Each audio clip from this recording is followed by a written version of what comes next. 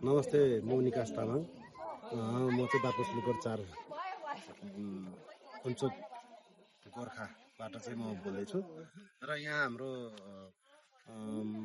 Camera दिनुहुने Madan छिडी मगरलाई पनि धेरै धन्यवाद। हामी चाहिँ यहाँ यो विशेष आज हामी चाहिँ काठमाडौँबाट चाहिँ हामी धेरै लामो समयसम्म लामो बाटो गरी हामी यहाँ आयौँ। यहाँ चाहिँ खुसी लाग्यो सरले चाहिँ ल्याइदिनु भन्ने कुरोमा चाहिँ म चाहिँ यो विषयमा चाहिँ मैले धेरै भन्नुहोस् त मैले चाहिँ यो यहाँको अवलोकनको विषयमा अहिले देख्दै गरी चाहिँ यहाँ चाहिँ यति सुन्दर लाग्यो होइन। यहाँ चाहिँ पुरै तोरण राखेर यहाँ चाहिँ मरिचु दह भन्दो रहेछ होइन। यो चाहिँ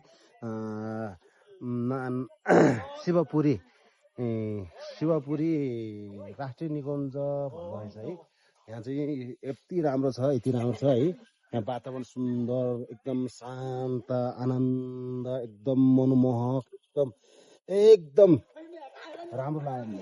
यहाँ यस्तो दहहरू बगिरहेको छ। यहाँ यस्तो एकदम देख्दाखेरि अँध्यारो भए पनि एकदम सङ्गम छ पानी यहाँभित्र, गहिरो छैन। अनि यता यो चारैपट्टि जङ्गलको एरिया बिचमा बसेको। अनि फेरि यस्तो तोरणले सारा तोरणले यसरी राख्दाखेरि यो छुट्टै आनन्द आउने ठाउँ रहेछ है। यहाँ चाहिँ सबै कुराहरू चाहिँ पर्याप्त नभइकन पनि यहाँका चाहिँ निकायहरूले यति राम्रो गर्नु भनेको यो चाहिँ हाम्रो लागि चाहिँ फलदायक हो। हामी आउनुपर्छ, यो ठाउँमा घुम्नुपर्छ है। सबै दाजुभाइहरू चाहिँ यसरी आइदिनु होला। र यहाँको निकायहरूले गर्नुपर्ने कामहरू धेरै छन् चाहिँ, तर जति गरे धेरै राम्रो गरे जस्तो लाग्यो।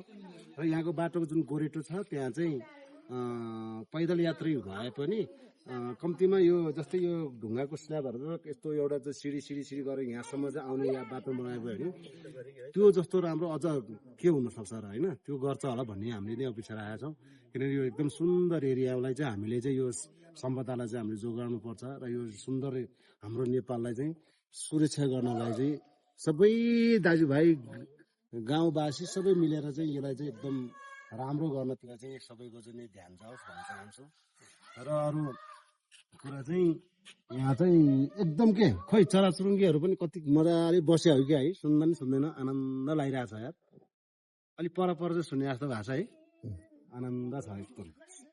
यो चाहिँ एकदम भन्छ नि त्यहाँ त्यो उताको तपोवन जानुभन्दा यहाँ आउनु ठिक हुन्छ। तपोवनमा त्यहाँ छिर्दाखेरि दिनको 5,000 पर्छ, यहाँ जम्मा 350 हो। 350 दिएर मजाले यहाँ चाहिँ बिहानदेखि बेलुकासम्म चाहिँ मजाले हेर्नु सकियो, बस्न सकियो। आफ्नो चाहिँ नि सम्झेर भनौँ न, घरको कुलपित्रहरू यहाँ गुम्बाहरू छ, स्तूपहरूलाई चाहिँ ढोकभेट गरेर रमाइलो एकदम आनन्द लिन सकिन्छ। यहाँ नेचुरल आनन्द लिन सकिन्छ। यसरी चाहिँ सबै दाजुभाइ यसरी आउनुपर्छ जस्तो मलाई लाग्छ सर। धन्यवाद।